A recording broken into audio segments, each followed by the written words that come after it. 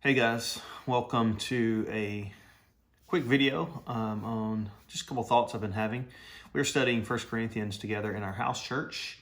For those you don't know, the church I'm a part of, we do house church as the primary mechanism or method of gathering together. So we don't very often, or as often as most churches do, we don't get together as a large group. We get together as house churches, and then on a monthly basis, all the house churches get together to talk about what God's doing in their midst. Lots of things we could talk about that, but I won't go there. But I did want to share one of the things we were talking about in our house church. We looked at 1 Corinthians chapter 11 yesterday together, and when you look at that text, it describes the Lord's Supper as a meal, not a snack. So if you grew up in church like I did, most of the time when you take communion, you get passed out a little small piece of quasi bread, and I think it's bread. Never really tasted like bread to me, but it tastes more like paper. And then you get a little thimble of juice or wine, depending on which tradition you're in. I grew up Baptist. We didn't believe that, we didn't believe Jesus could turn the water into wine. That's a little bit too much, but grape juice, not such a big deal.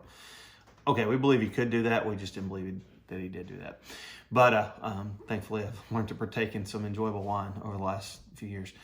But so either way, we make it a very snack-like moment. But when you look at 1 Corinthians chapter 11, Paul clearly states that this is a meal. It's a meal that is to be enjoyed anytime you get together. Oftentimes people use 1 Corinthians chapter 11 where it says, as often as you eat, do X. And they use that to say that there is no prescription as to how often we should have communion, or what has traditionally been called Lord's Supper. But in truth, that passage that says as often as you eat has nothing to do with the time or how often we actually eat. It's saying every time you get together, eat communion in this way. It's not the quantity of how often we eat, it's the quality in how we eat and participate in the Lord's meal. And one of the things that is really clear in that text is that this isn't a snack, it's a meal.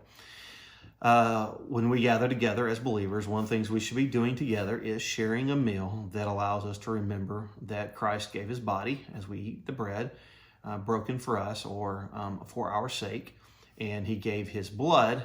And then as we drink the wine and the cup, we are remembering that he gave his blood to create in us the new covenant, new life based on a new promise of Christ. And we do that. Every time we do that, we are preaching a sermon, is what 1 Corinthians 11 says. We're preaching a sermon about the death of Christ to each other, those who are participating in it. Another reality about the fact this is the Lord's meal is the way Jesus introduced this meal to us would have been a part of Passover. And as a part of Passover, it would have been involving a rather robust feast-like meal. It wouldn't have been just simply a quick snack at the end, or a snack to pause in the middle of a service, just real quick, throw back a little piece of bread and throw back a little piece of juice. It would have been a meal. So we are challenging ourselves as a house church to do two things. One is celebrate the Lord's meal every time. And yes, I'm actually going to start changing my verbiage on it, my wording, to be the Lord's meal and not the Lord's Supper, which could be misleading. We're going to have the Lord's meal every time we get together, and we're going to make it a meal. Some sort of way we're going to figure this out. And we think this could be very valuable for us. It can be valuable because it creates a sense of community and sharing and fellowship as we're celebrating who Christ is and what he's done. It does cause us to transition from a meal where we're just talking and hanging out and sharing life together, into, as we close out the meal and eat the bread and we share the wine as we close it out, it allows us to transition into more of a Jesus-focused moment. It's easy for us in our house church to spend a lot of time just chit-chatting and talking about how life is going, and even some other important spiritual moments, teaching the scripture, praying together. But there is something powerful about this meal that gets us very gospel-centered and Jesus-focused. And so as we close out our meal together and we break the bread and we share in the wine, and we do so to remember what Jesus did for us and his death for us on the cross, it's going to allow us to really focus in on who Jesus is and what he's done. We'll let you know how it's going, but we're going to share that as a practice and keep you up to date going forward.